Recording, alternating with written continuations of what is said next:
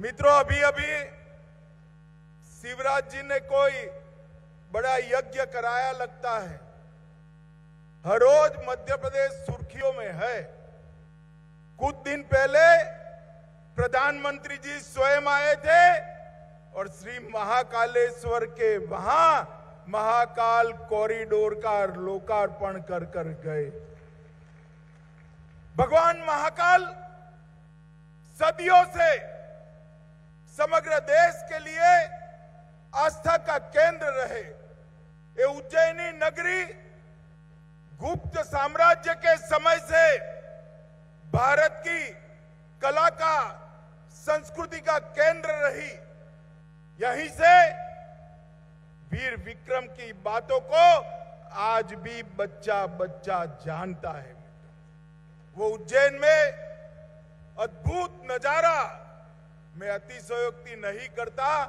मेरे जीवन में मैंने ऐसा भव्य नजारा नहीं देखा जब महाकाल लोक का लोकार्पण हुआ। प्रधानमंत्री जी ने देश की 130 करोड़ की जनता की ओर से बड़ी श्रद्धा के साथ महाकाल का पूजन अर्चन भी किया।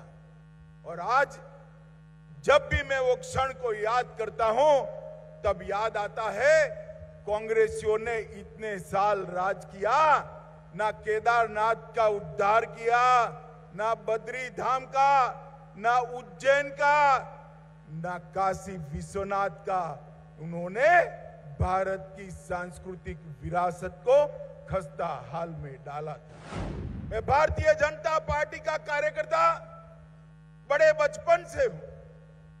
यही भूमि की दो विभूति श्रीमंत विजयाराजे सिंधिया जी, राजमाता जी और हमारे कुशा भाऊ जी, भारतीय जनता पार्टी का छोटे से छोटा कार्यकर्ता भी श्रीमंत विजयाराजे जी को और कुशा भाऊ जी को कभी भूल नहीं सकता। अनगिनत उपकार ये दोनों महान विभूतियों का भारतीय जनता पार्टी और भारतीय जनता पार्टी की पीढ़ियों के कार्यकर्ताओं पर पड़े।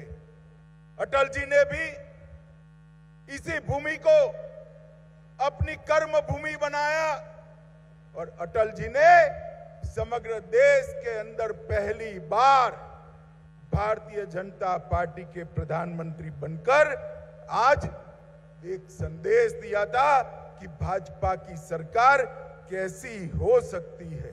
हालांकि संयुक्त सरकार थी, फिर भी एक बड़ा संदेश उन्होंने देने का काम किया था।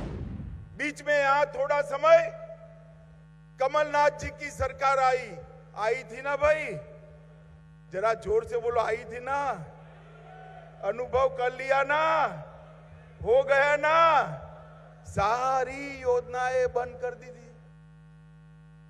प्रधानमंत्री आवास योजना के लिए ना शहरी के लिए ना ग्रामीण के लिए 4 आना भी नहीं दिया। सारी योजना बंद कर रख दी। फिर से शिवराज जी मुख्यमंत्री बने और आज योजना अपनी पटरी पर चढ़ गई।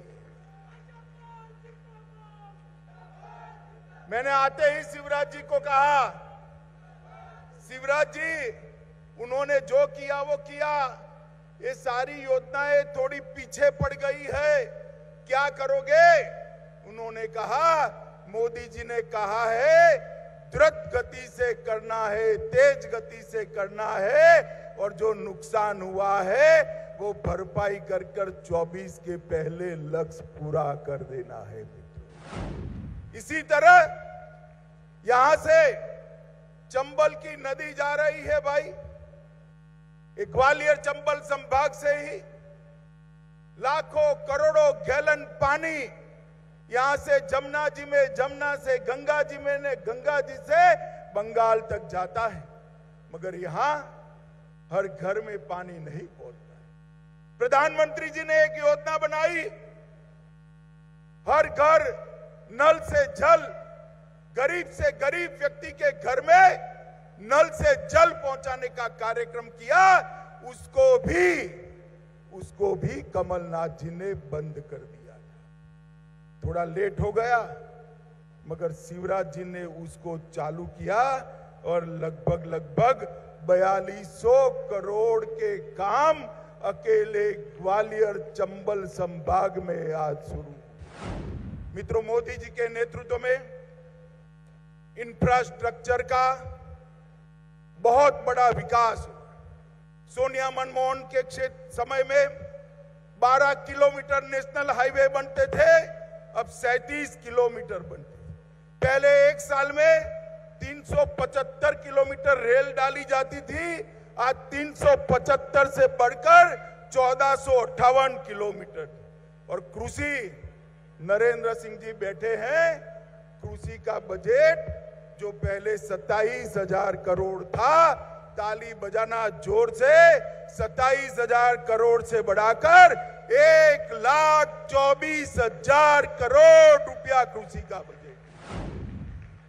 भारतीय जनता पार्टी की सरकार मोदी जी के नेतृत्व में चहुमुखी विकास की ओर आगे बढ़ रही है।